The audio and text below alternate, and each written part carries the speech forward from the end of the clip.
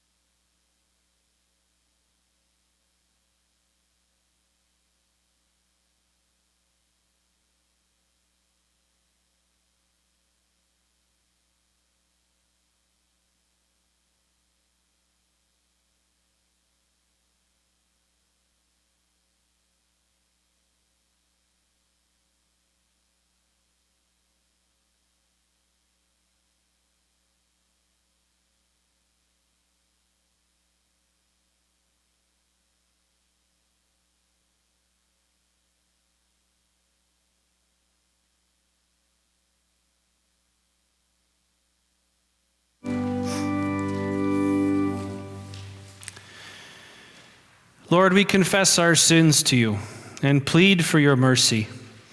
We acknowledge that sin runs too deep in our nature for us to ever rid ourselves of it. But we thank you that Jesus has done what we could not do, washing us clean of every stain. We plead that your Spirit would give us the strength to live a new life. Through Christ our Lord. Amen.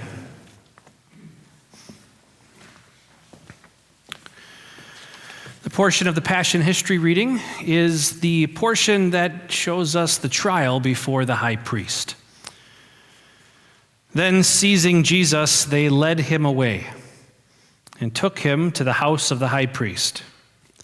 Peter followed at a distance, but when they had kindled a fire in the middle of the courtyard and had sat down together, Peter sat down with them. A servant girl saw him seated there in the firelight. She looked closely at him and said, "This man was with him." But he denied it. "Woman, I don't know him," he said. A little later, someone else saw him and said, "You also are one of them." "Man, I am not," Peter replied. About an hour later, another asserted, "Certainly this fellow was with him, for he is a Galilean." Peter replied, "Man, I don't know what you're talking about." Just as he was speaking, the rooster crowed. The Lord turned and looked straight at Peter. Then Peter remembered the word the Lord had spoken to him. "Before the rooster crows today, you will disown me 3 times." And he went outside and wept bitterly. The men who were guarding Jesus began mocking and beating him.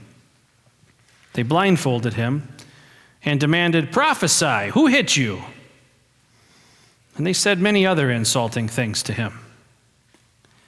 At daybreak, the council of the elders of the people, both the chief priests and the teachers of the law, met together, and Jesus was led before them.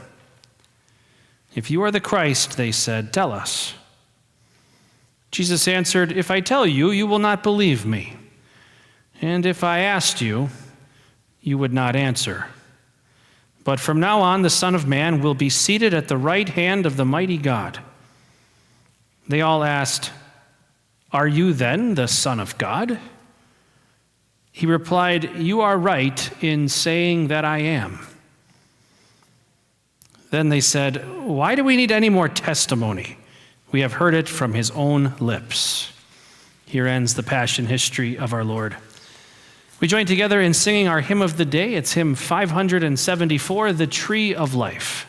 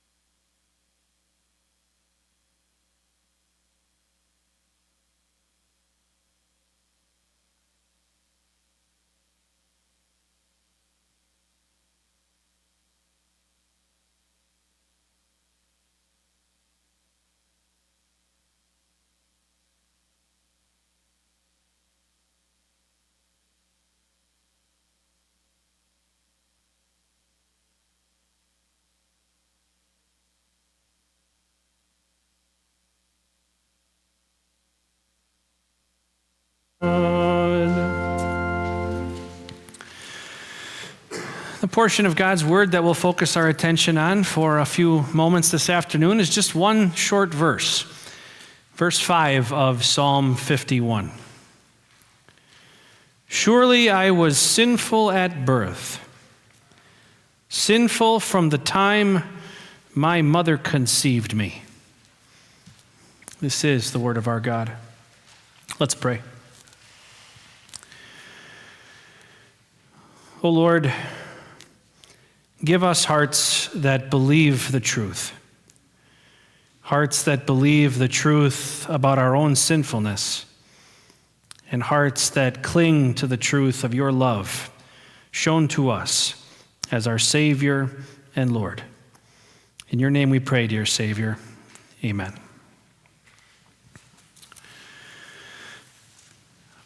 What exactly is human nature? Human nature is appealed to all the time, right?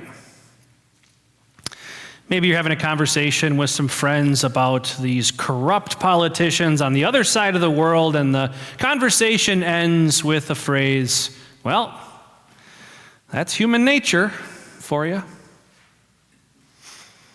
Or maybe it hits a little closer to home. Maybe you're spending time with your family, with children, grandchildren. Maybe your children are grown up. Maybe your grandchildren are grown up. Maybe they're little. Doesn't matter how old they are. But that's when you witness a behavior in them that is all too familiar to you. Because it's clearly one of those aspects of your own sinfulness that was passed on to them. And maybe you sheepishly say, that's human nature for you. Is it? Is that human nature? Kind of. You are real human beings, after all. But whenever we speak about human nature with one another, it's good that we are as careful as possible to be very precise in the way that we speak, because if we're not careful when speaking about human nature, it's very easy for us to say too much. It's very easy for us to say things that just aren't true. And so this afternoon, what we're going to do is we're going to continue our reflections on repentance, and we're going to see the truth about human nature revealed. First, we're going to see how thoroughly corrupt our human nature has become. Then we're going to see that in our Savior Jesus, we see what human nature actually was created to be. And then finally, we'll see that through faith in our Savior Jesus, God is restoring you and me to what he made us to be, truly human. When you hear these famous words that I have no doubt you probably memorized at one point in time, surely I was sinful at birth, sinful from the time my mother conceived me, it's very hard to get past the truth that sin has thoroughly corrupted our nature. But when we speak about what has happened to our nature, it's better that we speak less about what was added and more about what was lost. When speaking about human nature, your nature and mine, it's better not to talk as though sin was added. It's better to talk about what was lost. And so the question then is, well, what was lost? As you read through the narrative in Genesis 1 through 5, if you just read it, it wouldn't take you more than 15 to 20 minutes to get through those 5 chapters. And in the first chapter, the familiar account of God creating the world, you might remember that there's that famous phrase where God says, let us make man in our own image, in our own likeness. And that's exactly what he does. He creates mankind, male and female, in his image, in his likeness. And then not too long after reading that, we read the sad account of the fall into sin, We see the impacts of the fall into sin, where Adam and Eve believed the devil's lie, and next thing you know, one of their sons kills another one of their sons, his own brother. And then you get to Genesis chapter 5. And right at the beginning of Genesis chapter 5, with those words still echoing in your ear of God saying, "Let us make man in our own image, in our own likeness," we hear these words. Adam lived 130 years and became the father of a son in his own likeness, according to his own image. And he named him Seth. Adam and Eve were created in the image of God, in the likeness of God. But when Seth is born, we're told he's born in the image, the likeness of his parents. And that means he inherited a heart that did not believe God's word. You see, that's what really happened in Genesis chapter 3. Adam and Eve chose to believe the lie that the word of God could not be trusted. They chose to believe the lie that if they did not listen to what God said, things would actually get better. And so what they lost was a heart that believed the word of God. And what was passed on from one generation to the next was just that, a heart which doesn't believe what God says. A heart which is sinful at birth, sinful from the moment of conception. You and I have received that same heart. And I can prove it to you. Even if you're thinking to yourself, I believe these words of God about me. I believe these words of God that say, "Surely I was sinful at birth, sinful from the time my mother conceived me." You got to ask yourself, do you believe them as they stand on the paper? Or are you trying to just add a couple qualifiers to make them a little more palatable? Yeah, I'm sinful at birth, sinful from the time my mother conceived me, but I'm not that sinful. I'm not that bad, at least not compared to some other people. There's a little bit of good in me. And the next thing you know, the way that you speak sounds more like a song from a Disney movie than it does the Word of God. Deep down, we hate this Word of God. We hate this word that says, you are sinful at birth, sinful from the moment of conception, because what it says to you is that you never had a chance. You never had a chance to be what God wanted you to be. You never had a chance to be the hero. And your corrupted nature hates that. Your corrupted nature does not even want to believe what the Word of God says about you. I began by asking you, what exactly is human nature? We can answer that question just by looking at Jesus. Yes, when we look at Jesus, we see the Son of God. We see one who is truly God, but we also see one who is truly man. We see Jesus conceived and born in the image of God, in the likeness of God. We see one who was conceived in perfect righteousness without any sin at all. We see one who was born in perfect righteousness without any sin at all. We see one who lived perfectly every moment of his life in perfect righteousness without any sin. And here's the most important part of all. We see one who has a heart that always perfectly believes the Word of God. Even when that Word of God says to him, you're the one who will be pierced for their transgressions and crushed for their iniquities. He perfectly believed everything that God said, even when God said, "You, my son, are going to go and save them." Them? Yes, them. He perfectly believed because he had a heart that was created, conceived, born in the image and likeness of God. Truly human. Now, when you and I cling to him in faith, something amazing happens. Our God gives us a new heart.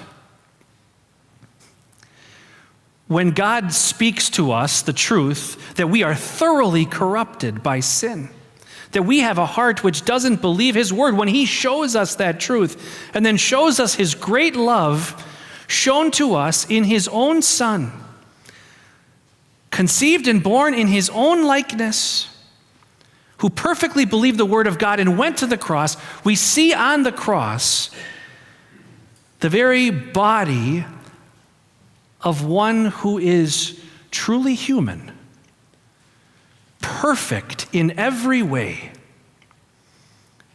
true God and true man, who poured out his blood truly in the likeness and image of God so that we could be cleansed of everything that has corrupted us, so that every sinful thought, word, and action which has flown from our corrupted heart could be washed away forever.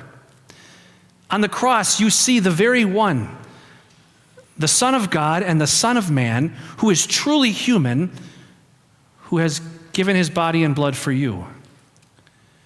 And you see this same Jesus who has risen from the dead and who promises to raise you from the dead, so that with your very physical eyes you will see what you now only see with the eyes of faith. And that is what it means to be truly human, perfectly righteous, and without sin. Your God has given you a new heart. He has given you a new heart which actually is able to believe his word. And as you believe it, he is continually restoring you to be what he made you to be, truly human. Today, as we focus on what it means to be repentant, we are looking at repentance from a very helpful angle. A life of repentance is a life that believes the truth. It is a life that believes the truth about how thoroughly corrupted we are. It is a life that believes that in Jesus and in Jesus alone do we see what God truly created human beings to be. And it is a heart that believes the truth, that only through faith in Jesus can you and I be restored to that likeness, to that image. And it's repentance that can only come out of this new heart that God has given to us. A heart which believes what he says. Today you've seen the truth about human nature revealed. You've seen what it is to be conceived and born in the image and likeness of God, and you've seen that that is what you are being restored to be. Truly human. Amen. I was told that we will not be collecting the offering today. You are able to support the work here at King of Kings. There's a basket by the doorway on the right and on the left that you could leave an offering in if you so choose on your way out this afternoon. At this time, we'll join together in prayer. If you're able, I invite you to stand.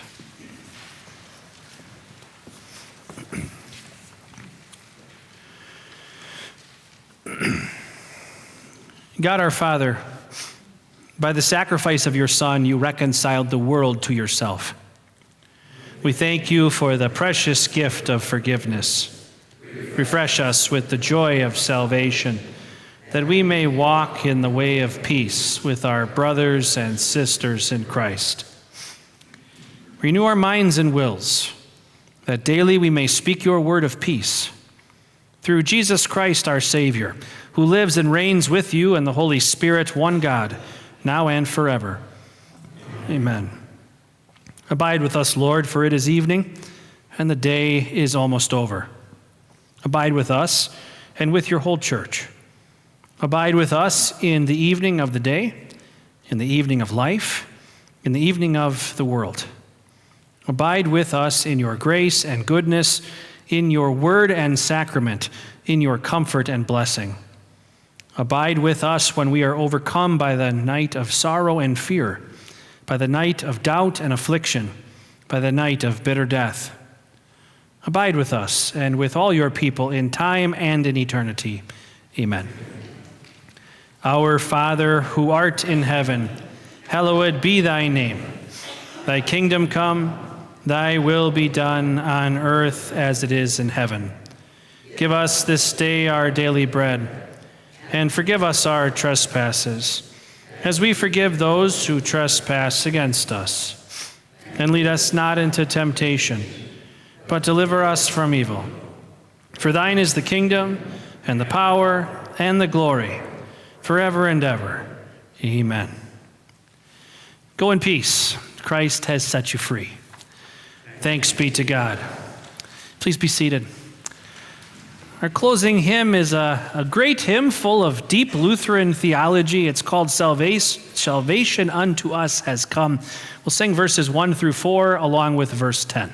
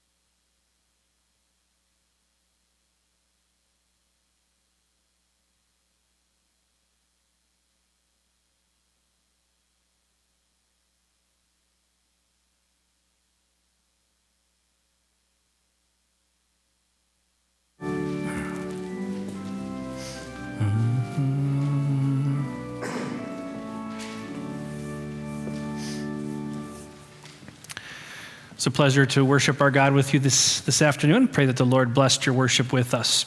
I was asked to offer a brief meal prayer before you head over to enjoy some food with one another. I'll say a brief prayer and then we'll join together in thanksgiving.